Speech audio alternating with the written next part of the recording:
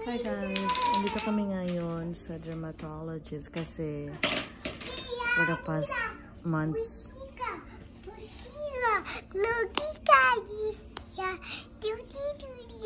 wala akong ginawa ko ni mag-itch ang buong katawan. So ngayon, tignan natin kung may resolve. No, stop! Huwag makulit. Tignan natin kung may solution mamaya ang doctor. Can you stop? Oh my God, Ava, you're so annoying.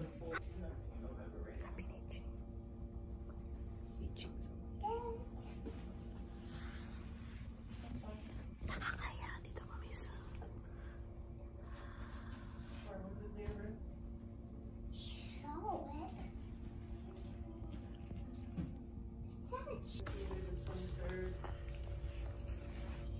So what are we doing? I'm itching. That's Wala pa dito yung doktor. Kanina pa kami naghihintay. Maga kami dumating dito. Kati ako na kati. Ayan. Ang kulit ng anak ko.